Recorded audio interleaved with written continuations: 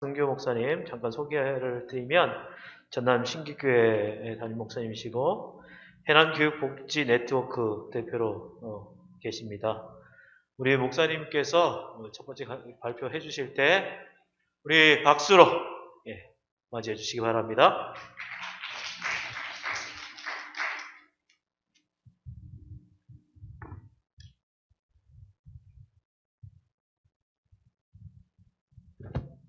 그 PPT는 뭐 제거하는 건 아니에요? 올리라면 올리는 건가요? 아, 아이고 반갑습니다. 참 제가 그럴까요? 제가 오늘까지 어제 그 음성 확인서가 있어서요. 오늘 또 그래서 일찍 같이 밥도 안 먹고 그렇게 와서 그렇게 하겠습니다. 예, 저는 해남 신기교회에서 지금 26년 만 26년 지나 27년 이제 앞두고 있습니다. 아까 그런데 저도 오래 있던 걸 자랑하려 했더니 김기성 목사님은 41년이라고 해가지고 바로 거리를 내리게 됐습니다. 어쨌든 뭐 제가 성공 이야기를 한다기보다 또 지난 작년에 그 통합선교정책협의회 때도 뭐 이제 우리 교회 이야기는 같이 나눴었는데 농촌교회가 어려우니까 어떤 것을 할 수 없다 하는 자리에 설 건가 어렵지만 그래도 무언가를 그래도 해야 되지 않겠는가 그리고 그 해야 되는 그것이 때로는 참 교인들이 다 아이고 좋습니다 목사님이 어떻게 그렇게 좋은 생각을 하셨습니까 하고 막 박수 쳐주고 협력하는 교회도 있을 수 있지만 대부분은 그냥 그대로 삽시다 하는 교회일 텐데 어떻게 또 그런 상황에서 어떻게 해야 되는지 나라도 해야 되겠다고 열심을 낼수록 교인들과 멀어지는 것 같은 그 농촌교회에서 어떻게 해야 될 것인지 그냥 그 경험을 나누고 또 사실은 지금보다 한 20년 전부터 시작했던 일들이었기 때문에 그 자체가 뭐 지금은 이제 보기에 따라서는 굉장히 많이 이룬 것처럼 보이기도 하고 또 그 사이에 많이 돌아가시고 우리 교회도 약해지면서 그렇게 하면 교회가 부흥했습니다 그러면은 제가 전국적으로 막 강의도 많이 나갔을 거예요. 그렇게 했더니 그냥 교회가 부흥하고 지역이 완전히 바뀌었다 그러면 저도 많이 불려나갈 텐데 그렇게 20년 넘도록 한다고 했는데 보니까 교인들도 몇 명 안 되고 그런데 그걸 꼭 해야 되나 이렇게 생각하는 사람도 있을 것은 같아요. 어쨌든 저희 교회 이야기를 잠깐 해보도록 PPT 한번 띄워주시기 바랍니다. 네. 저 지금의 한 장 더 넘겨주십시오. 저기가 지금 제가 목회하고 있는 교회입니다. 그래서 이제 앞에 있는 것은 게이트볼장이고요. 교회가 있고 또 왼쪽 편에 있는 것은 이제 구인시설의 요양원과 주간보호센터가 있습니다. 그리고 저 주황색 교회 뒤에 있는 건물이 옛날에 해남에 그 1호 주간보호센터를 했는데 지금 농촌요학센터를 하려고 계획하고 있는 장소입니다. 넘겨주십시오. 1940년에 그 개척된, 아니, 교회가 창립된, 올해가 81년 된 그러한 교회에 제가 8대 목사로 지금 26년 넘게 섬기고 있습니다. 섬기고 뭐, 다른 교회랑 마찬가지로 농촌교회라는 거, 우리 교회가 뭐 1년 예산 5천만 원 미만이고, 작년 출석 교인이 3, 40명이라 했는데 실제로는 뭐 2, 30명이라고 해야 돼. 현재로서는요. 그런 상황에 현재는 되어 있습니다. 넘겨주십시오. 그럼 그런 교회 26년 전에 3월 16일 목사 안수를 받고 4월 22일 날 결혼한 다음에 5월 첫 주에 신기교회에 부임을 하게 되었습니다. 딱 가서 봤는데 뭐 대부분의 농촌 교회가 그랬겠습니다만 당시에도 어떤 뭐 무엇을 하자 이런 것이라 그런 것에 대해 익숙하지도 않고 근데 제가 이제 농목 활동을 하면서 그래도 막 열심히 하는 이제 선배님들을 보면서 교회가 유기농을 유기농으로 농사도 지어야 되고 복지도 관심 가져야 되고 그런 생각을 하고 교인들께 또 특히 장로님들께 당회에서 얘기를 하면 굉장히 부정적이시더라고요 처음에는. 그래서 한 2, 3년 그냥 그 허송세월 이렇게 했었었는데 이제 어떤 이제 한 99년, 2000년 이 무렵이 되면서 이제 여기는 지금 이제 그 인쇄물에는 나와 있는데 성탄절에 우리 교인들만 어떻게 성탄을 축하할 게 아니라 떡이라도 좀 해서 나누자. 이제 그게 어떻게 보면 지역사회와 마을을 생각하게 된 첫 번째 시도였던 것 같아요. 우리가 뭐 그것을 같이 연구하고 뭐 그랬던 것이 아니라 그래도 교회가 뭔가 나눠야 되지 않겠냐 이런 생각을 해서 성탄절을 나누고 그 다음에 추수감사절이 왔을 때 추수감사절 여러분들 교회는 어떠신지 모르겠습니다. 교회가 이렇게 또 쌀이든 고구마든 배추든 이렇게 딱 놔두고 이제 또 사진도 찍고 요즘 페이스북이나 이런 것에도 많이 이렇게 또 올리고 그러는데 어쨌든 그리고 나중에 이제 헌금이 얼마인가 작년보다 많이 나왔는가 뭐 이렇게 관심하고 또 맛있게 먹고 그러고 추수감사절이 끝나는 것이 좀 아쉬웠어요. 그러면서 이제 그 뭐 추수감사절에 초대를 하자 마을 분들을 그래서 오후에 저런 무료 진료나 미용 봉사 공동체 놀이 사실 뭐 너무 단순한 일인데 어쨌든 교회가 지역에 관심을 갖게 된 계기가 되었습니다. 넘겨주십시오. 뭐 그때 좀 오래된 사진입니다만은 그때 이제 뭐 이렇게 농구공 넣기 뭐 이런 게임을 하고 있는 장면이고요. 넘겨주세요. 그리고 그것이 이제 그 학교가 제가 아들을 셋을 낳았는데 첫째가 초등학교 들어갈 때 학생 수가 0명이었어요. 0명. 그래서 이제 우리 아이가 학교를 들어가지 않으면 학교를 폐교하게 됩니다. 읍으로 학교를 보내든지 좀 본교를 보내든지 그렇게 하라고 연락을 받았는데 제가 농촌 목회 하겠다고 결심하고 간 사람으로서 이 학교가 내가 이렇게 다른 데로 보내겠단 말을 처음 못하고 한 명이라도 보내겠습니다 하고 했거든요. 그랬더니 딴 데로 이미 막 이렇게 주소 옮겨놓고 다 읍으로 그 말을 듣고 옮기고자 한 사람들이 다 이제 이렇게 다른 쪽으로 이제 주소를 옮겨놔서 그랬는데 저희가 학교를 보내겠다고 하니까 다른 사람도 다시 돌아와서 4명으로 2003년쯤 된 것 같은데 4명으로 그때 이제 학교가 시작되는데 그러면서 이제 그 다음에 우리 추수감사절 축제를 학교의 학예 발표회 운동회 이런 것과 합쳐가지고 했는데 작년 올해는 못했겠죠 코로나 때문에 그 전까지 계속 학교에서 지역 주민들 초청해서 지금 추수감사절이 그렇게 발전되어 있습니다. 넘겨주세요. 뭐 제가 학교 다니면서 이제 농반이었으면 통물하는 거 제일 실력 없는 이제 그 상세 출신인데 어쨌든 근데 그때 날고 기던 그 풍물했던 친구들은 이제 이것을 현장에서 쓸 기회가 거의 없잖아요. 뭐 어디 시끄럽다고 누가 뭐 할 데도 없고 그런데 저는 2000년부터 이제 정월 대보름에 이렇게 지금은 처음에는 이제 마을에 다니면서 했고 지금은 우리가 아까 그 건물들이 있고 이제 노인 시설을 하고 하다 보니까 그쪽에서 주로 정월 대보름 행사를 합니다. 넘겨주십시오. 그때 처음에 할 때, 처음이 아니라 뭐 몇 년 차입니다만은 80대 되신 분도 있고 초등 뭐 유치부 아이들도 있었던 풍물편. 그러면서 아이가 크다 보니까 이제 막 결혼해서 갔지만 아이를 낳고 아이가 커지다 보니까 그 문고 그러다 그 다음에 지역아동센터 이렇게 발전이 되었습니다. 넘겨주세요. 초창기 사진이에요. 넘겨주세요.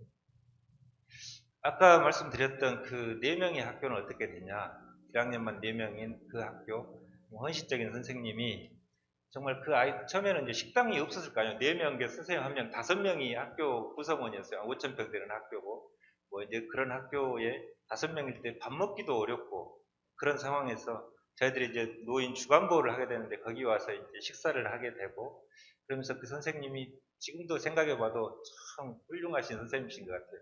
뭐 아이들이 밥을 남기면 당신이 다 먹을 정도로. 그러니까 우리가 보고 얼마나 신뢰를 했겠어요. 그 선생님이. 그러면서 학교 그 다음에 우리가 둘째가 들어가고 또 읍에서 있는 아이들이 들어오고 하면서 이 처음에 4명인 아이들이 6학년 될 때는 60명. 그런데 그때 본교는 40명 정도 됐어요.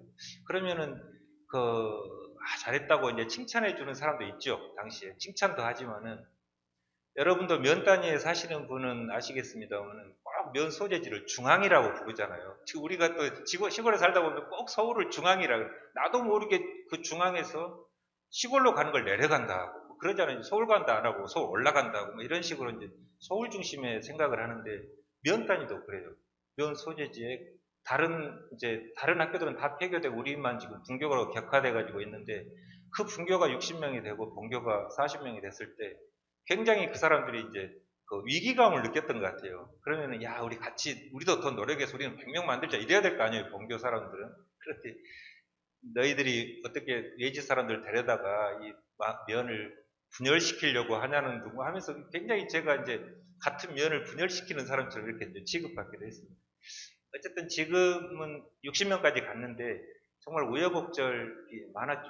그 함께했던 선생님들이 뭐 교육청에서 동시에 그냥 전부 이렇게 정근을 보내시고 하면서 학교가 낯설어진 아이들이 떠나기도 하고 또 그 학부모와 선생님들이 이렇게 좀 뭔가 의견 충돌이 되니까 그걸 못 견디고 떠난 사람도 있고 하면서 학교가 이제 많이 줄어들어 지금은 12명입니다. 그래서 예수님의 제자 12명이니까 뭐 괜찮합니다만 어쨌든 그래서 이제 폐교가 진짜 눈앞에 와 있는 것이기도 합니다. 넘겨주십시오. 넘겨주십시오. 이것은 뭐 작년, 재작년에 우리 아이들이 친구가 별로 없잖아요. 열 몇 명이니까. 도시 아이들을 초청해가지고, 14명 초청해가지고, 우리가 캠프를 했던 그런 장면입니다. 넘겨주세요. 그리고 저희 교회가 99년에 시작해서 2000년에 개소한 게이트볼장이 있습니다. 지금은 게이트볼은 잘 안 한 것 같아요. 덜 하는 것 같아요. 그 요즘 파크 골프인가 뭐 그것이 더 인기가 많은 것 같고. 근데 처음에는 게이트볼 농한기 때 이 어르신들이 게이트볼을 할 수 있도록 교회 땅을 이렇게 운동장으로 만들자 이렇게 계획을 세웠는데 마침 또 군의원이 와가지고 뭘 도와줄까요? 그러더라고요. 그것도 참 기적이에요. 어떻게 보면 우리가 관심을 가지니까 그런 기회가 왔겠습니다만은 그 앞에 이제 운동장을 이렇게 게이트볼장으로 만들고 이제 그걸 시작을 해서 이렇게 진행하고 있습니다. 넘겨주십시오.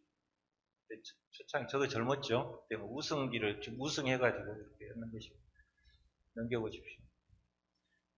농촌에 있다 보면 어떤 분이 그러시더라고요. 농촌이 뭐 모든 문제가 다 있어요. 서울 아니면 대통령이 고민할 문제를 농촌에는 작은 마을에 이장이든 목사든 다 같이 그런 문제들을 안고 있어요. 그래서 어떤 선배는 참새도 오장육부가 있다 하는 것처럼 시골도 다 뭐 사실 노인 문제, 외국인 문제, 뭐 다문화 문제, 뭐 노인 문제, 아동 문제 다 있잖아요, 농촌에. 그런 문제들을 이렇게 늘 접하면서 우리 그런 생각을 하고 있었는데 2002년 보건복지부에서 종교시설을 리모델링해서 노인복지나 아동복지를 하려고 한다면 여러분 교회도 보냈을 겁니다. 근데 관심이 없었거나 아니면 못 받았거나 그러실 수도 있는데 기장교회에서 단 2곳 저희와 해남에 2곳이 됐어요. 한 곳은 이제 요양원이 됐고 한 곳은 우리 주간보호로 이렇게 이제 2003년부터 주간보호를 이렇게 하게 되었습니다. 사실 뭐 처음에는 너무 열악했고 뭔지도 모르고 시작했지만은 노인들이 나중에 뭐 요양원을 이제 뭐 요양원 가기 뭐 요양원보다도 평생을 그렇게 농촌에서 일하고 사시면서 노후가 별로 행복하지 않을 것 같더라고요. 보호가 부족하고. 그래서 그런 기회가 왔을 때 우리 하겠습니다 했더니 이제 저렇게 마침 돼서 이제 주간보호를 하기 시작했습니다. 그리고 그 이후 2010년도부터는 새날의 집 이름을 또 다른 이름으로 멋있게 지어야 되는데 어떻게 요양원 이름을 할까 하는데 급한 대로 빨리 내라고 해서 그냥 새날의 집으로 그렇게 해서 그 노인 요양원 구인 시설로 지금 진행하고 있는데 저기 적어진 것처럼 나는 이 노인 시설을 하게 된 걸 참 다행이라고 생각합니다. 지금은 또 쉽지 않아요. 지금은 이렇게 확산시킬 때는 어떻게든지 막 해주려고 하고 이제 뭐 예산도 지원해주고 건물을 짓게 하잖아요. 지금은 이제 그 포화 상태라 사실 쉽진 않아요. 일단 한기장 복지단으로 돼 있고 다 지원을 받아서 지금 시작을 했고 그렇게 하고 있는데 거기 9분의 어르신 뭐 주간 보호는 이제 다 자기 교회를 가시기도 하고 그러겠습니다만 요양원에 계신 분들은 수요일날 제가 예배도 드리지만 이제 오후 3시에 근데 주일날은 이제 교회로 모시고 왔습니다. 그러면 어떻게 아유 그 연세 드셔가지고 휠체어 타고 교회로 온 것을 이제 걱정도 있죠. 누가 모시고 오냐 혹시 오다가 다치면 어쩌냐 그분이 추워서 감기가 걸리면 이런 것도 있지만은 그분들이 오셔가지고 완전히 극노인 뭐 100살까지 있고 뭐 90 몇 살에 뭐 휠체어 타고 앉아서 듣지도 않고 한 반은 이렇게 줄고 계시고 이러지만 우리 교인들의 모습을 봤습니다. 그분들도 평소에 교회를 다니시다가 이렇게 이제 요양원에 왔지만 그래도 현재 있는 교회를 가는 거잖아요. 그래서 옛날에 만났던 사람을 만나서 아주 반갑게 인사하고 우리 교인들도 그 사람들을 보면서 자기도 모르게 어떤 미래에 대한 불안감이 많이 적어지게 된 것은 정말 나는 다행이라고 생각합니다. 그것이 어떻게 만들어졌고 얼마나 노력을 했었고 힘들었는 이런 걸 떠나서 지역의 그 작은 시설이지만 그게 하나 있음으로써 우리 교인들이 몸이 아파서 요양원에 주간보호를 할 때 되면은 그리 가고 조금 더 하면 요양원에 갔다가 그리고 요양원에 가서 완전히 이제 부고장으로 자기의 이제 마지막을 알리는 그러한 것보다 그래도 죽기 전주까지 예배도 드리거나 만날 수 있는 그러한 환경이 있다는 게 참 지금 생각해봐도 그것을 어떻게 잘 했다고 생각이 듭니다. 남겨주십시오.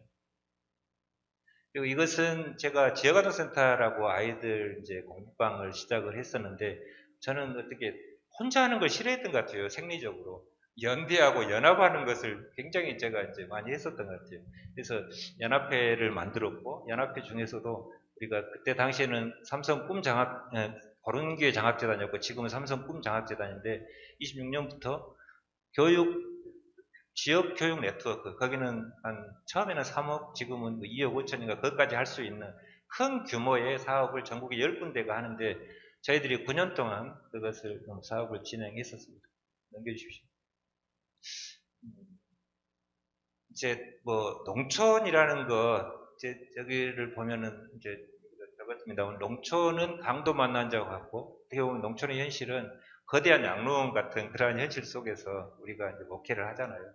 그러지 않은 조금 더 규모가 있고 젊은이도 있고 소재지에서 목회하신 분은 조금 그래도 뭐 나을 수도 있지만 진짜 뭐 작은 교회 교인수 2, 30명 뭐 이렇게 노인들 이런 데서 대체 뭘 할 수 있을까 하고 참 그런 거지만 저는 제가 뭐 훌륭한 사람도 아니고 뭐 특별한 사람도 아니고 나만 할 수 있는 어떤 것을 하고 싶은 것도 아니고 우리가 조금만 관심을 가지면 할 수 있는 일이라고 믿고 하는데 근데 또 그렇게 또 쉽지 않더구만요. 그것도 다른 사람들 얘기하면 너나 잘하지 뭐 우리한테 그런 걸 강요하냐는 또 말 안 하고 하면 저만 하고 우리한테 말도 안 했다는 건 참 이렇게 이렇게 이제 표정 관리하기도 어려운 그런 상황입니다. 농촌은 강도 맞는 자와 같다고 생각했습니다. 우리가 어떻게 이들에게 그리스도의 사랑을 심어줄 것인가를 생각하고 하나님의 나라의 주인으로 일어서게 해야 합니다. 농촌에 희망이 없다고 말하는 사람들이 있지만 그러기 때문에 우리 교회가 있는 것이 아닌가. 교회가 해야 될 일이 남들은 다 희망이 없다 이렇게 말하지만 농촌에 교회가 아직 남아있는 이유는 하나님께서 남겨두신 이유는 그곳에 우리 도움이 필요한 사람 그리고 그 농촌을 희망으로 만들어야 된다 하는 그러한 어떤 뜻이 아닐까 이런 생각을 해봅니다. 넘겨보십시오. 아무나 할 수 없는 일을 하는 사람이 위대하다고 하지만은 제가 사실 생각하는 것은 우리가 정말 해보자, 하자, 작은 희망의 씨, 날마다 그것 때문에 목숨 걸고 그렇게까지 해다가 나중에 실망해가지고 잡고자기하고 그거 다 쓸데없는 것이라고 막 비판하고 이러기보다 내가 할 수 있을 때 내가 행복하고 내가 그걸 통해서 같이 기쁘게 할 수 있는 일들을 찾아서 힘을 모으고 또 그렇게 이제 하는 것이 참 농촌교회가 해야 될 일이 아닌가 저는 그렇게 생각했습니다. 아까 김기성 목사님도 말씀하신 것처럼 우리 주변에 뭐 적이 많고 상대를 극복해야 내가 살고 그런 것처럼 제가 대학 다닐 때 어떤 교수님이 그러더라고요. 어디에가 우리를 호시탐탐 우리를 잡아서 우리를 삼킬 그러한 사람들이 어디 있을지도 모르니까 그런 사람들을 잘 경계하고 그런 사람들이 이겨낼 수 있도록 해야 되고 잘 살펴야 되고 뭐 이런 식으로 옆에 있는 사람들이 동료보다는 전부 이렇게 좀 적인 것처럼 이제 그런 표현을 하더라고요. 산길자를 찾는다 뭐 이런 것도 마찬가지로 그런 것이 틀린 말은 아니겠습니다만은 농촌에서 목회하시는 분들은 느끼겠습니다만은 별로 제가 보기에는 별로 경쟁하거나 적은 별로 없던데 그래서 우리는 제가 농촌에 살면서 가장 제가 감사한 것은 그냥 작은 누가 뭐라 해도 아까 적대적으로 이제 그렇게 하면은 막 얼굴이 화끈거리고 왜 당신이 일행 아닙니까 했을 때도 막 그런 것처럼 그냥 좋은 말, 좋은 생각들 뭐 이런 사람들로 주로 살다 보니까 그렇지 않은 사람들을 만나면은 사실 굉장히 뭐 불안하기도 하고 어떻게 도시에서 살까 막 경쟁해서 막 그런 생각하는데 도시에 사신 분들, 목회하신 분들이 굉장히 존경스럽기도 합니다. 어쩔 때는요. 진짜 우리가 해야 되는 것은 우리 주변에 누가 적인지 저 사람이 저 사람은 달라 저 사람은 나하고 별로 도움이 안 돼 하고 자꾸 이렇게 쳐내고 갈라치는 것이 아니라 조금이라도 공통점이 있으면 그 사람과 함께 할 수 있는 일들을 우리가 찾아야 되는 것이 아닌가. 저는 이제 그런 생각을 하니까 자꾸 이제 연대하자. 뭐 제가 농목회장도 이제 뭐 2년 전에 이제 뭐 2년 전까지 했습니다만은 어쨌든 농촌 목회라는 거 혼자 외롭고 힘들지만 함께 하는 사람들, 또 뭐 농목이 아니더라도 우리 이제 교단, 노예 내에 진짜 함께 내 고민을 이야기하고 함께 그것을 풀어나갈 수 있는 동료가 있느냐, 없느냐, 그건 참 굉장히 중요한 것 같다는 생각을 한번 해봅니다. 넘겨주십시오. 여기는 지금 몇 가지 제안으로 통합선교정치협의회 했는데 제목만 말씀드리겠습니다. 농촌 기본소득 운동, 우리가 여러분도 이제 서명해서 종회로 이제 올려주셨는데 제가 선교위원회 현재 석인데요. 그런 부분들은 우리 농촌을 위해서 우리가 또 기본소득 운동을 했으면 좋겠습니다. 넘겨주십시오. 그리고 귀농 귀촌 이 말을 썼는데 여러분도 하고 싶잖아요. 우리 주변에 귀농 귀촌이 오면 좋겠잖아요. 근데 우리 교회로 오세요 한다고 와집니까? 내가 볼 때 잘 안 옵니다. 해남에도 귀농하신 분들이 있어요. 그래가지고 사는데 바로 옆에 교회가 있어. 시골에 기장교회가. 그런데 그 교회는 너무 작고 열악하고 가도 활력도 없고 노인들만 있고 찬송을 해도 그냥 느리기만 하고 그러니까 그런지 읍에 있는 교회로 그 옆에를 유유히 지나서 읍에 있는 교회로 다니는 거예요. 시골에 와서 그 시골에 신앙심이 있었다 그러면 어려운 교회에 봉사하고 같이 하면 얼마나 좋겠어요. 서로 막 환영하고. 근데 거기를 오히려 없는만 못하죠. 그걸 싹 지나서 읍에 있는 큰 교회로 간다는 것은 이제 그런 생각이 듭니다만 그게 또 현실인 것 같기는 하고요. 근데 예장 통합이 마을 목회라는 것을 지금 계속 하고 이제 상담소를 귀농귀촌 상담소를 계속 만들어가서 열 몇 번째까지 만든 것을 봤습니다. 그래서 상징적이긴 하지만 저희 교단도 귀농귀촌 상담소라는 것을 이렇게 좀 뭔가 상징적 교회 간판도 좀 걸고 예배도 좀 드리고 해서 그러면은 어느 부여 지역에 아니면 뭐 어디 뭐 어느 지역에 이제 귀농하려는데 교단에 이제 연락을 해보면 그거 이쪽에 가서 연락 한번 해보시 하면은 나름대로 이제 그게 또 뭐 꼭 그리 안 올 수도 있지만 그래도 뭔가 그쪽으로 갔는데 도움이 될 수 있는 좀 뭐 이민자들이 한인 교회들이 막 그런 역할을 하는 것처럼 교회들이 같은 교단에서 그렇게 하면 좋겠다 이런 생각을 하고 있습니다. 넘겨주십시오. 네, 농촌유학센터를 이야기하고 싶습니다. 지금 이번 주에 제가 이제 서울에서 농촌유학센터 신청 기간입니다. 내일까지. 농촌유학센터가 아니라 농촌유학. 그 농촌유학이라는 건 도시에 있는 아이들이 농촌에 와서 전하고 와서 생활하는 겁니다. 세 가지 유형이 있는데 농가에서 하는 것이 있고 그 다음에 센터형이 있고 어머니나 아버지와 함께 부모가 같이 와서 사는 체류형이 있습니다. 저는 이제 센터형으로 신청을 올해 했습니다. 이제 3월부터 시작했고 1년이 다 돼 가는데 저희들은 내년 3월 개소로 목표로 하고 있습니다. 아까 그 노인시설 그 30평 조립식이지만 그곳에 한 7, 8명이던 이렇게 도시의 아이들이 와서 이렇게 같이 우리가 학교도 다니고 농촌의 어떤 정서나 생태적인 삶을 또 노인들과 공경하는 그런 것을 경험해 보고 싶어서 서울에 있는 교회에 제가 안내문도 막 보내고 그랬는데 뭐 사실 성과는 미미합니다. 우리 이제 교단 내에서 어쨌든 그런 뜻을 함께한 사람들이 했으면 좋겠어서 했는데요. 근데 어쨌든 지금 현재 유학비가 수십만 원 되어서 부담이었는데 올해 전남과 서울교육청이 협약을 해서 전남에서 30만 원, 서울에 30만 원, 해남에 20만 원에서 80만 원의 유학비를 전액 지원해서 서울에서 농촌으로 유학하겠다 하면은 무료입니다. 그러니까는 이게 약인지 독인지는 모르겠어요. 무료로 그냥 하면은 진짜 성실하게 하는 다른 정말 그런 유학센터가 좀 타격을 받을 수도 있고 아이들이라는 게 뻔할 수도 있는데 뭐 그렇게 하는 저희들도 어쨌든 어렵고 저것을 얘기할수록 교인들이 좋아했겠어요, 안 좋아했겠어요? 뭔 얘기인지도 모르지만은 우리한테는 신경 안 쓰고, 그러니까 우리한테는 신경 안 쓰고 왜 다른 사람들한테만 신경 쓰냐지 이런 것 같은 뭐 교인들이 직접 대놓고는 안 하지만 뭐 그런 느낌들 있잖아요. 저걸 신경 쓰고 계획서 쓸 때 우리 집에 한번 와서 기도해주고 더 잘하고 그러지 왜 쟤들한테만 신경 쓰냐 뭐 이런 느낌들을 느끼고 제 집사람도 지금 노인시설에 그 원장으로 있는데 누구 등골 빼려고 이것을 하냐고 이제 또 그러는 거예요 자꾸.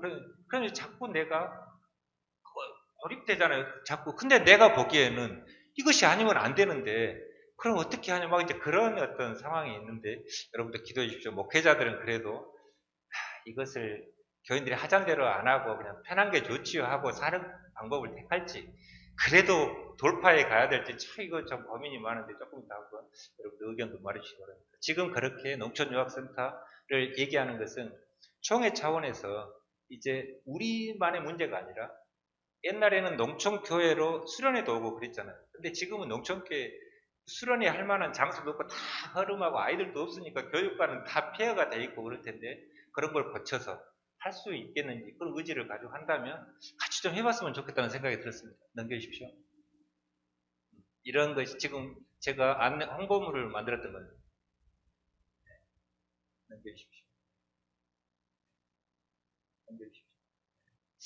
그래서 이제 함께 더불어 살아가는 농촌 공동체를 위한 통합 돌봄 체계 이런 것들을 생각한다면 농촌에서 뭐 주민자 지원회 아까 처음에 만났을 때 그래 주민자 지원회도 있고 마을 사업도 있고 마을 교육 공동체 마을 학교 얼마나 많은 것이 있습니까? 거기에 우리 교회가 적극적으로 참여한 데도 있지만은 또 걸림돌이 되는 데도 있는 것 같아요. 어떤 부분에 있어서.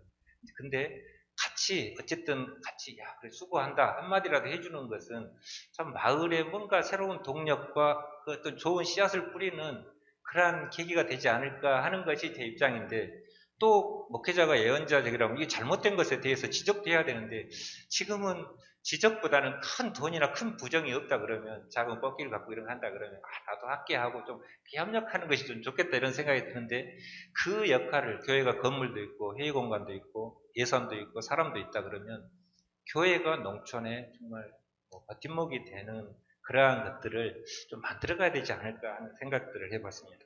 돈이 없어서 못하는 것이 아니라 저는 지금까지 돈으로 하지는 않았던 것 같아요. 우리가 관심을 갖고 이렇게 하다 보면 길이 적어도 저 정도까지는 할 수 있었던 것 같아요. 그래서 그런 부분들을 이제 뭐 총회적으로든 뭐 이렇게 좀 같이 또 노회적으로든 이렇게 했으면 좋겠고요. 마지막으로 한 말씀만 더 드리자면 이제 여러분들이 이제 대부분 목회자님이시잖아요. 이렇게 이제 하다 보면은 이제 그 교회별로 목회자가 이렇게 장로님들한테 그럴 거 아니에요. 이제 이번에 선교 정책 세미나에 갔더니 신기 교회가 저렇게 교인들이 협력해가지고 저렇게 하던데 우리도 해봅시다. 이렇게 말할 수도 있고 또 이제 그러면 교인들이 그럽시다 이런 교회도 있겠지만 그러지 않은 교회도 많을 것 같고요. 스스로도 확신도 없고 그것이 매일 것 같고 그 신기교회 보니까는 열매는 별로 없는데 아주 평생을 거기서 청춘을 바쳐도 해도 뭐 성공도 아닌 것 같고 이렇게 생각할 수도 있는데 목회자 혼자 하겠다고 해도 어렵고 장로님은 하겠다는데 목회자가 글쎄요 그거 뭐 해야 됩니까? 이렇게 하면 그것도 힘들고 근데 교인들은 또 뭐 해보겠다고 막 하는데 또 장로가 안 하고 있으면 교인들 신도에는 열심히 하는데 장로가 안 하고 있으면 그 교회 목회자가 장로 빼고 우리끼리 합시다 이것도 어렵잖아요 교회 현실적으로 그래서 이제 그런 부분에 있어서 뭔가 자극이 필요하고 우리가 해봅시다. 그 해보는 것은 당장 건물을 지읍시다. 당장 뭐 매덕을 모읍시다. 이런 것은 아닌 것 같아요.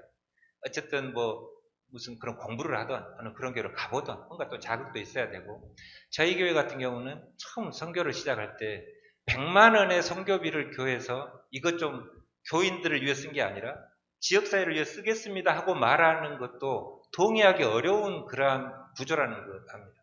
그래서 그렇게 했죠. 우리가 만 원씩 20명의 재직이라면 20명이 만 원씩 내고 그리고 이제 외부 교회에 제가 이제 부탁도 했어요. 두어 교회. 그래서 우리가 한 20만 원을 모을 테니 당신 교회 3년만 10만 원씩 보내주시고 투교회가 또 이제 도와줬네요. 그래서 40만 원 1년에 500만 원 정도 됐잖아요.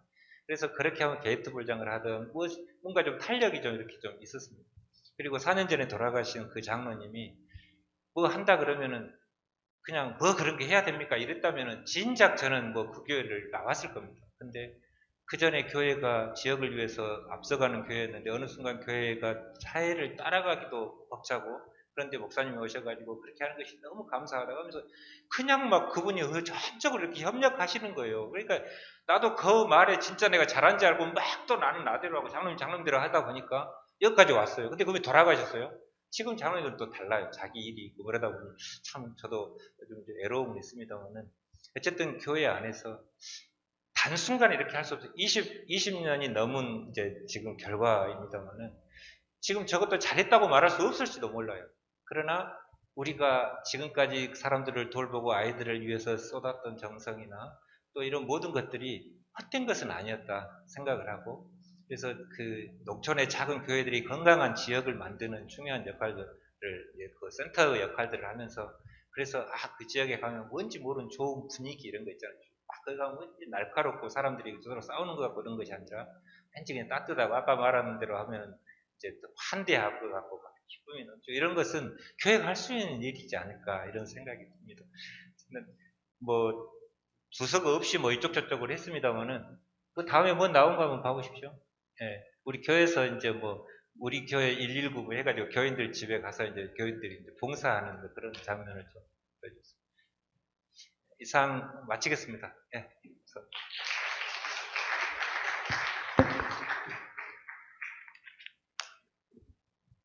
예, 먼저 발표해 주신 박승규 목사님 감사드립니다.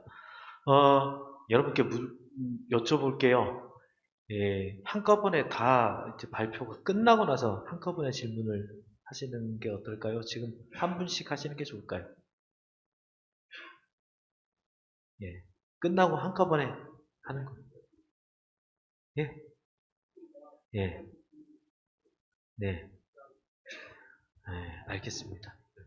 그러면 예, 그럼 박승규 목사님께서 이제 사례 발표를 하셨는데 여러분 혹시 질문 그리고 혹시 하실 말씀 있으면 손을 들고 말씀해 주십시오.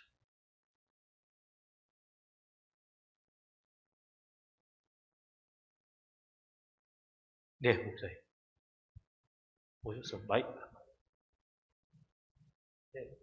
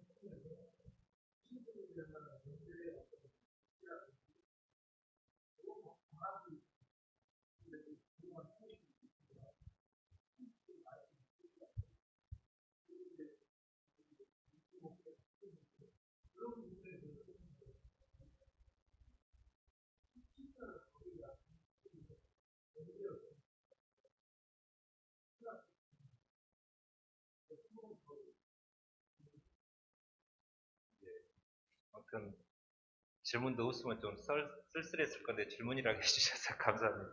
근데 어떤 뭐 해법이 있다든지 어떤 것이 딱 있다기보다 저는 제가 이런 것에 그래도 교회라면 지역사회와 마을과 함께해야 된다는 생각으로 이렇게 해왔지만 제가 부족한 것이 아까 말한 대로 우리 교인들을 정말 더 진실하게 이렇게 만나고 그들을 이렇게 감싸고 돌보고 이런 것은 좀 약간 방치했다 할까 뭐 그런 것들이 좀 있어요. 솔직히 교회 규모가 어느 정도 규모가 되면 사실 저처럼 이렇게 막 어디 자유롭게 막 무엇을 해보겠다 버린다는 것이 오히려 또 어려울 수도 있어. 생각이 다른 사람들이 모여있기 때문에 저는 가장 중요한 것이 도시에 있던 농촌에 있던이지만 우리는 여기 농촌에 관심이 있으시지만은 그 목회의 방식이 정말 나는 영성이 중요해 이렇게 말한 사람이건 그래도 이런 것만 해가지고는 아무래도 지금 시대에는 좀 안 맞고 뭔가 좀 마을에 조금 더 한 발짝 가야 돼.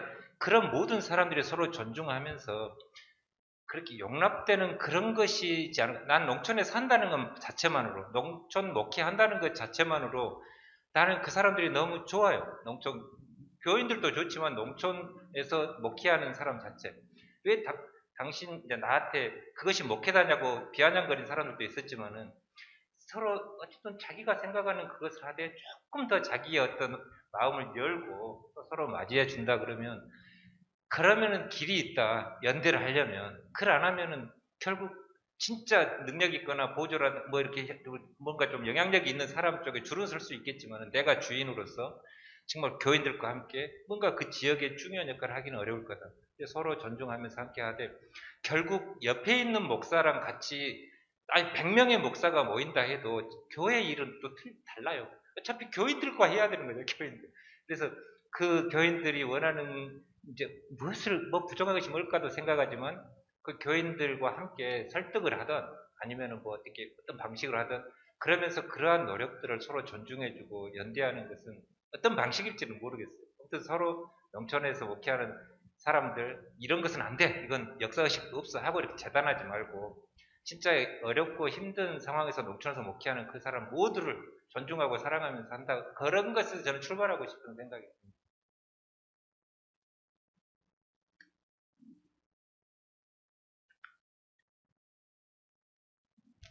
되게 충분히 대답이 됐나요? 예. 예. 또 다른 질문이나 또 말씀하실 거 있으십니까? 네. 우리 발표해 주신 우리 박승규 목사님께 감사의 박수를 드리겠습니다. 이제 이어서 우리 삼성교회 담임 목사님이신 우리 신범준 목사님 발표하시겠습니다.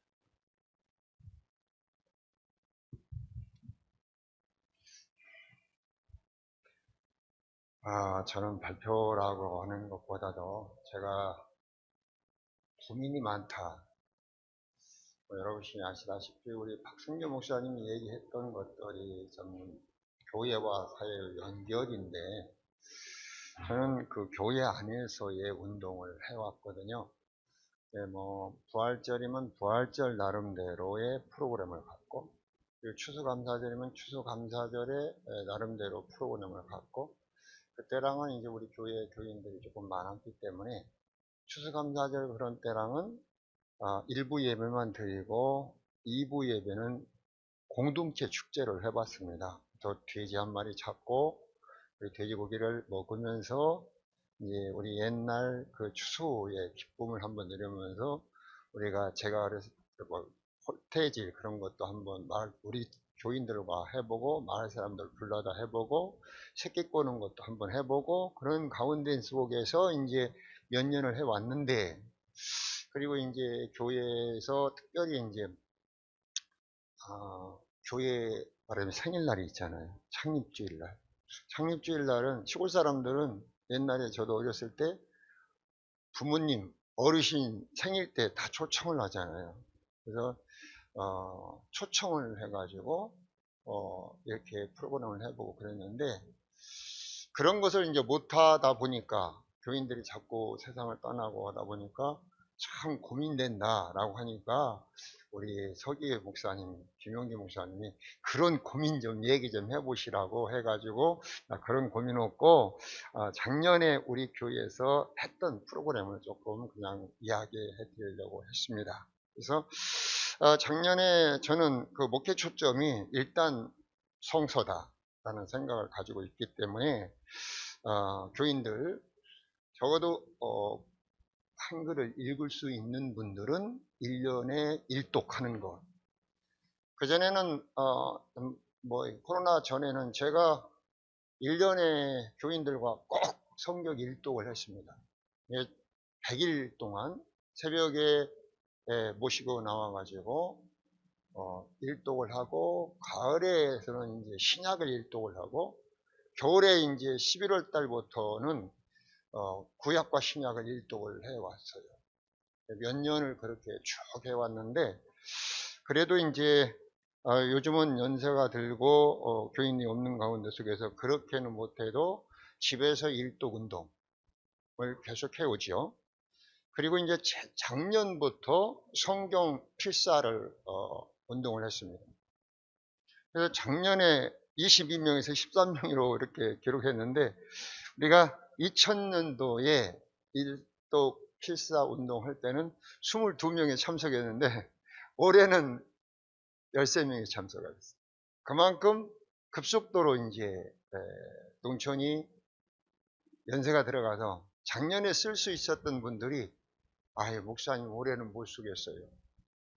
손이 안 달린다는 손이. 그래서 이렇게 줄어든다는 것을 말씀드리고 싶고요. 그리고 이제 성경 문제 주보에다가 성경을 읽으면 답할 수 있도록 아주 쉽게 문제를 냅니다. 그래서 참여할 수 있도록 했는데 이제 이런 참여 그런 것이 특히 성경 문제는 밈이에요. 그래서 올해 정책당회 때 내년에는 시상을 많이 하는 목회를 하겠다 했어요. 그래서 뭘 하려고 지금 생각하고 있느냐 하면은 이 성경 읽는 것을 떠나서 이건 기본 베이스로 넣고 연세가 드시니까 자꾸 치매기가 오는 것도 같아서 찬송가 부르기 대회. 그래서 찬송을 지목해 주려고 합니다. 이 2달에 한 번씩 우리가 세상 사람들은 유행가를 혼자 막 잘 부르잖아요. 그런데 교회 다니는 사람은 수십 년 교회 다니면서 찬송한곡 제대로 못 부르잖아요. 못 보고. 그래서 이제 2달에 한 번씩 교회에서 지목해주면 그걸 2달 동안 열심히 집에서 뭐 어떻게 해서 애워가지고 찬송을 부르든지 아니면 그 가사를 애우든지 하면 시상을 하겠다.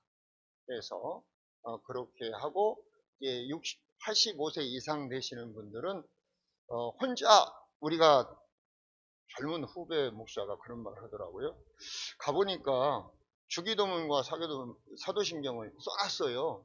그래서 아니 이거 왜 써놨어? 그랬더니 깜박깜박 할 때가 있어요. 그러더라고요. 그래서 이제 저는 85세 이상 되시는 분 교회 오래 다녔어도 주기도문과 사도신경을 애우는 것으로 해서 머리를 돌리고 그래서 시상을 하려고 그렇게 지금 2가지를 이 성경 공부하는 걸, 성경 읽는 거, 성경 쓰는 거, 성경 필사하는 것은 조금 젊은 분들이 할 수 있기 때문에 그래서 노인들을 위해서 지금 정책 당회 때 2달에 한 번씩 시상을 하겠습니다 라고 했습니다. 그리고 이제 2번째 예배는 뭐 우리가 모두 다 하는 것이지만 주일 예배와 오후 예배. 그래서 이제 주일 예배 뭐 코로나 시대 때 안 나오려고 하잖아요. 목사가 전화 오면 더 그래요. 그래서 목사가 전화 오면 그놈 오기에는 코로나 시대인데도 왜 나오라고 하냐고 아들 딸들이 한다고 하면서 그런 이야기를 제가 몇 번 들었거든요. 그래서 릴레이 전화 성도들 간의 전화 걸기 운동을 한번 해봤습니다. 그런데 또 이게 시골에서는 안 돼요.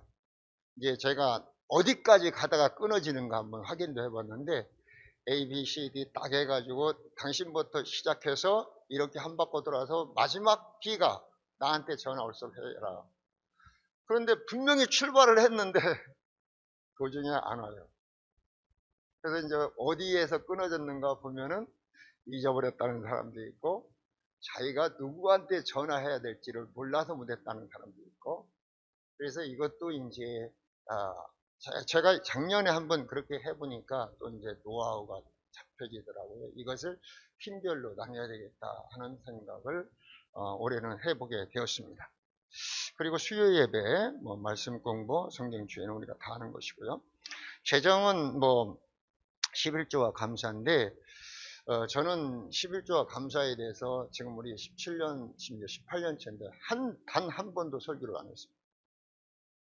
단 한 번도 설교를 안 했지만 재정은 뭐 시골교회에서 나름대로 잘 나오고 있다고 볼 수 있어요. 그래서 올해도 코로나 시대지만 그런데 헌금 기도를 통해서 헌금에 훈련을 시킵니다. 우리가 헌금 설교하면 목사님 뭐 헌금 설교한다 하면 그게 부정적이게 되어버리기 때문에 그래서 이 헌금 기도를 통해서 11조 그리고 헌금은 왜 우리가 해야 되는가를 조금 구체적으로 기도하는 편입니다. 그래서 그런지는 모르겠지만 약간 뭐 우리 시골교회지만 넉넉하게 지금 생활하고 있습니다. 찬양대도 작년에는 찬양대를 못했어요. 정부에서 자꾸 그래가지고 그러나 이제 이 찬양을 하면 안 되겠다는 생각이 들어서 올해는 1월 1일 날부터 계속 찬양대에 이렇게 면사무소에서 온다 할지라도 우리가 여성들만 해서 15명이 계속 찬양을 하고 있습니다. 그리고 이제 평신도를 활성화하기 위해서 구역 인도를 하다가 지금 2년 동안 구역 예배를 못 드렸거든요. 그런데 이제 구역 예배를 못 드리다 보니까 구역 예배 인도자들 자체도 뭐 등한시하는 가운데 속에서 제가 인도자만큼은 구역 예배를 못 드려도 수요일날 잠깐 모여서 성경 공부를 해야 되겠다라고 하는 가운데 속에서 시도를 했는데 목사님 구역 예배 드리지도 못하면서 무슨 이거 보십니까?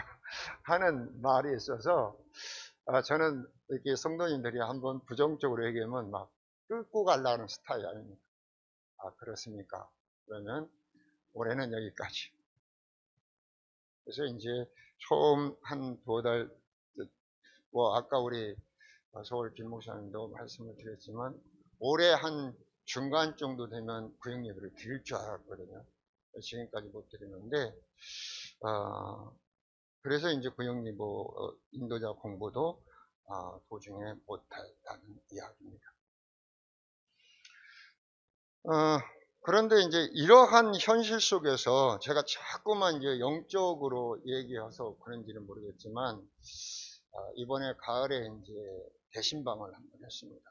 당회에서 할까요 말까요 했더니 한 장로님은 해야 되겠습니까? 라고 하는데 한 장로님은 그래도 해야 되지 않겠습니까? 해가지고 이제 하게 됐는데 제가 신방을 하면서 은혜를 받은 것은 뭐냐?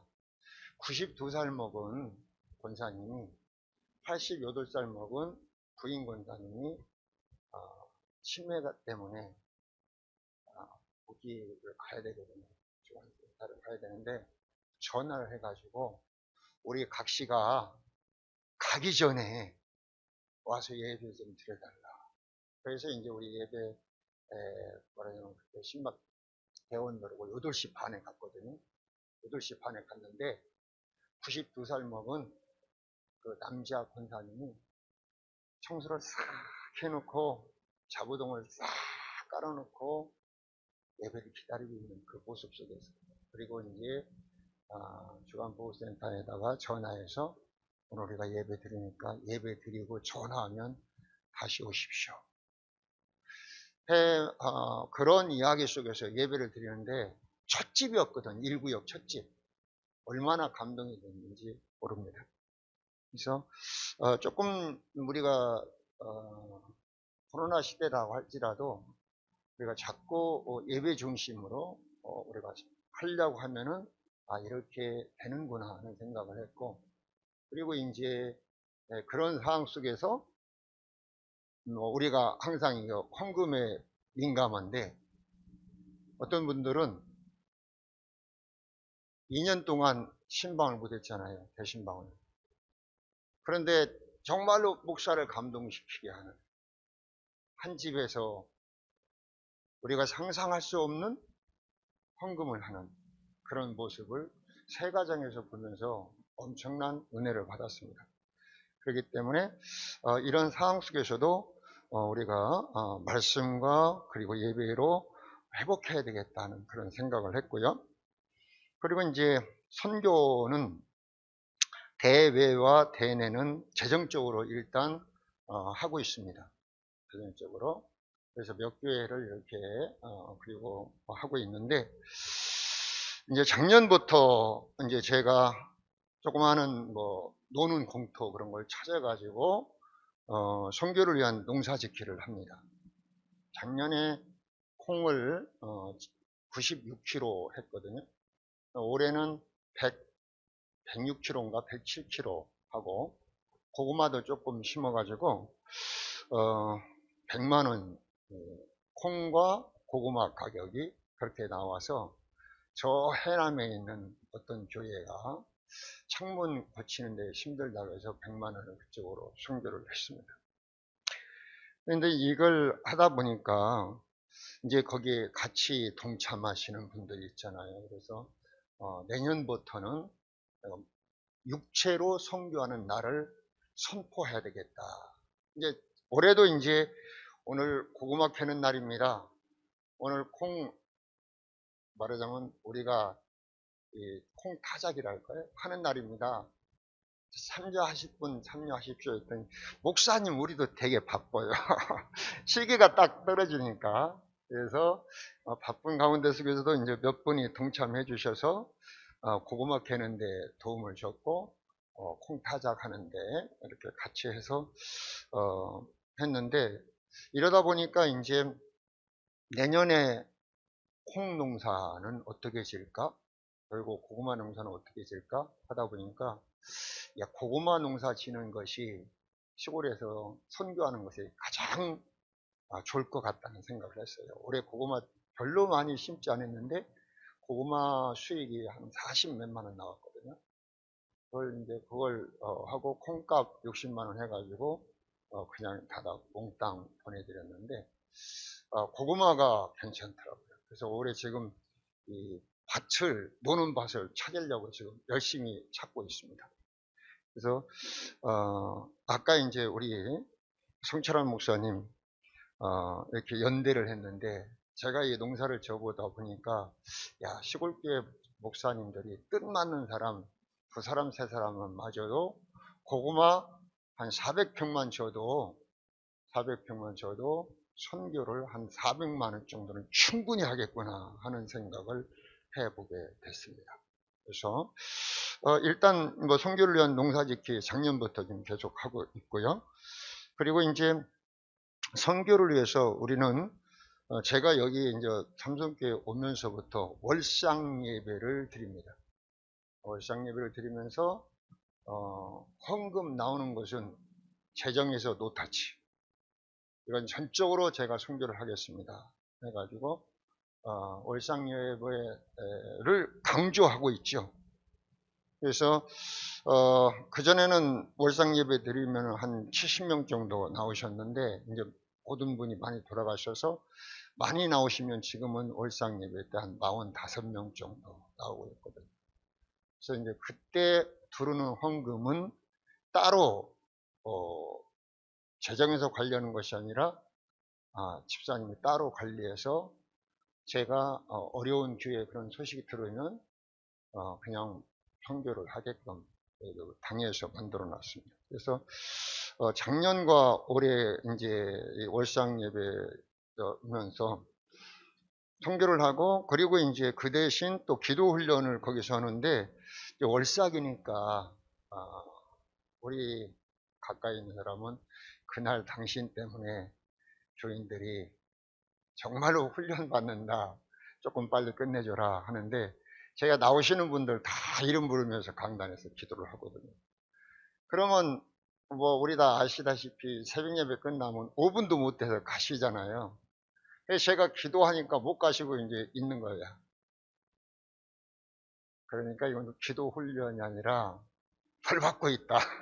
그래서 빨리 끝내라 라고 나하고 같이 사는 사람은 그 얘기를 해요. 다른 분들 벌 받고 있으니까. 그래도 이제 저는 그분들이 안 가신다고 하는 것은 동참한다는 의미이기 때문에 제가 피곤해도 주일날이면 월상 예배를 안 드리지만 모든 날은 월상 예배를 드려서 오시는 분들 다 기도해주고 그러면 월상 예배가 보통 1시간 이상 됩니다. 그러니까 기도에 동참하는 시간은 한 40분. 그래서 기도훈련과 선교헌금을 마련하고 있습니다. 그리고 이제 선교를 위한 운영위원회가 있거든요. 이분들은 뭐냐 하면 시골이지만 그래도 우리는 선교를 해야 된다라고 하는 가운데 속에서 한 달에 얼마 해가지고 지정해서 이렇게 모읍니다. 지정해서 모으는데 이것도 잘 운영해야 되겠더라고요. 제일 처음에 이제 조금 그런 관심 있는 사람들과 해서 팀을 구성해서 해가지고 그렇게 1년, 2년 하다 보니까 다른 분들도 이거 좋은 거니까 많은 분들이 동참을 싹 해버렸어요. 동참을 했는데 이제 그것을 조금 많은 사람, 이게 이제 지금 제가 마음대로 쓰는 것은 어느 정도는 월수학 헌금은 제 마음대로 선교를 하고요. 그 다음에 이제 선교를 위한 농사짓기와 또 이제 성도님들이 평소에 선교헌금을 내는 것은 제가 당회하고 이야기를 해서 이렇게 선교를 보내줍니다. 그리고 이제 선교를 위한 위원회에서 돈을 내는 것은 제일 처음에는 한 7, 8분이 참석하니까 그냥 제 주도하에 선교를 하게 됐어요.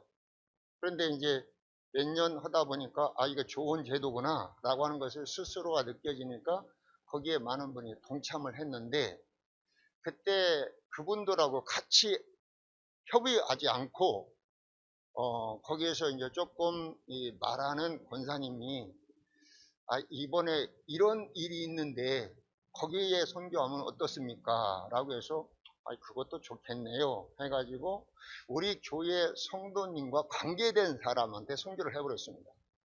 그랬더니 이제 거기에 조금 그분과의 관계가 조금 멀은 분들이 그렇게 잘 사는 집에 왜 선교를 하느냐 해가지고 자기들끼리 딱 모여가지고 싹 빠져버렸어요. 그래서 지금 이제 처음에 시도했던 그분들만 다시 이제 모여서 하고 있거든요. 그래서 이것은 이제 몇 사람이 할 때는 그냥 목사와 그 몇 사람하고 쉽게 결정하게 되는데 이게 커져버리니까는 그것을 결정할 때는 조심해야 되겠구나 하는 생각을 해봤습니다. 그래서 개인 찾아가서 우리가 성경적으로 우리가 선을 하되 낙심하지 말라라고 하는 말을 아무리 한다 할지라도 이미 그분들이 빠져버린 상태 속에서는 다시 지금 들어오지 않고 있거든요. 그래서 혹시 뭐냐면 이것을 할 때는 그렇게 조금 사람이 많아지면 선교를 결정할 때, 선교헌금 결정할 때 충분한 합의가 있어야 되겠다 하는 그런 교훈을 받게 됐습니다. 그래서 지금 이것이 이제 2021년 제가 교회에서 지금까지 해왔던 것들 한번 고민하면서 이렇게 발표를 하게 됐습니다. 감사합니다.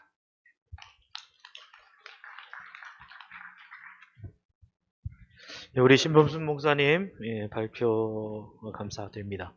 혹시 신범순 목사님 이 사역에 관해서 궁금하신 점이나 혹은 또 같이 나누고 싶은 점이 있으면 말씀해 주십시오.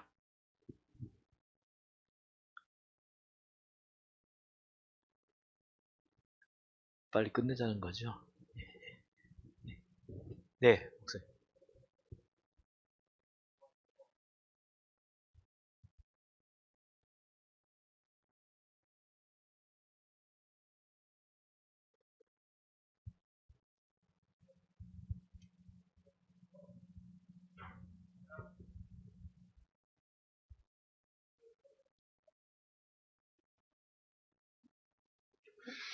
아까 제가 올해 가장 기쁘고 말하자면 감동적인 것이 뭐냐면 2년 동안 코로나 때문에 신방을 못했는데 당회에서 어려운 결정을 통해서 신방을 한다고 하니까 92살 먹은 권사님이 89살 먹은 부인 권사님을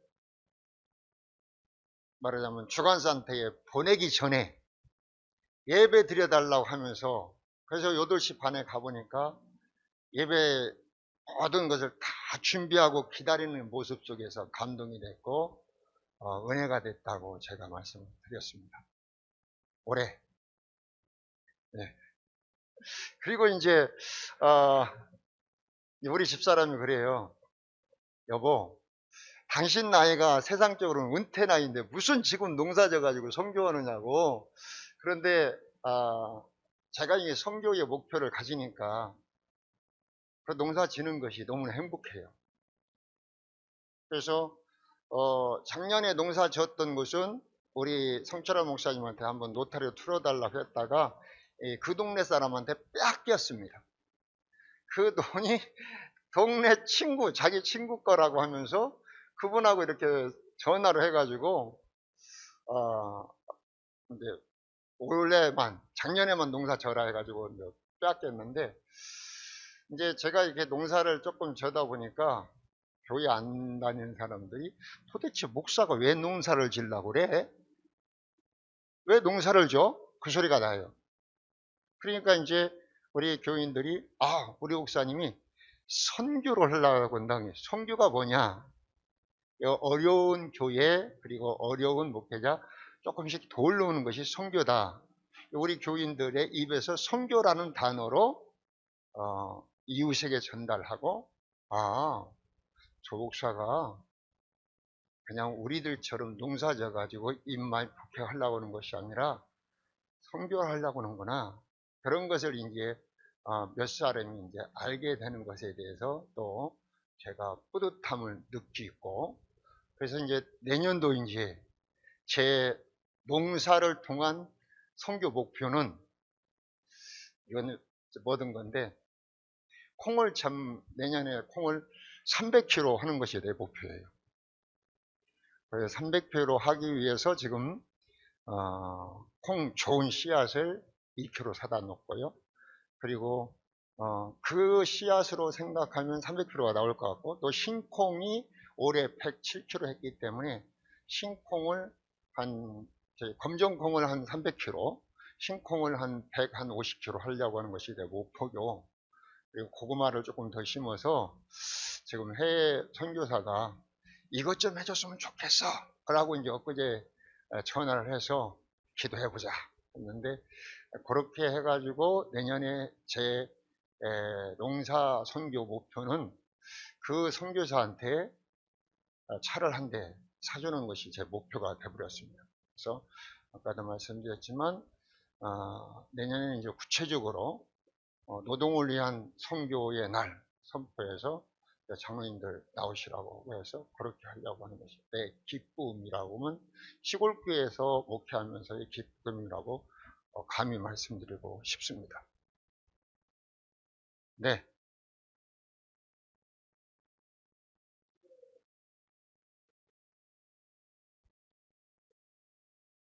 네.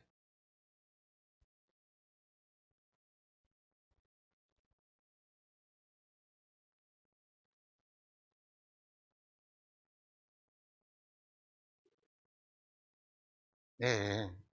이제 올해는 단지 이제 한번 제가 서로 전화를 받고 전화를 할 수 있을 정도의 성도들을 이렇게 손수를 매겨줘 버렸어요.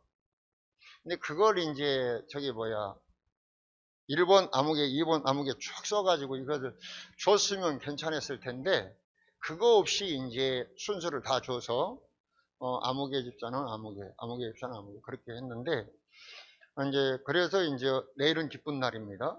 내일 교회에서 만납시다. 그렇게 전화를 했는데, 이제 이게 도중에 이제 끊어지더라는 거죠. 그래서 이걸 팀별로 해야 되겠구나 하는 생각을 해보게 됐어요. 그래서 이제 올해는 구역장님을 팀장으로 해가지고, 구역장님을 토요일 날이면 구역장들한테만 제가 전달을 하고, 그리고 구역장님이 그 구역을 토요일 날 이렇게 하는 걸로 지금 그렇게 계획을 하고 있습니다. 그래서 그렇죠. 그러니까 이제 아까도 말씀드렸지만 그 전화를 받고 전화를 할 수 있는 분들을 이번 릴레이를 했더니 그것도 안 되더라고요. 시골에서는. 그래서 이제 이렇게 해야 되겠구나 하는 생각을 좀. 예. 그러면 이제 구역장님들이 알아서 제 멘트로 그대로 꼭 그렇게 하도록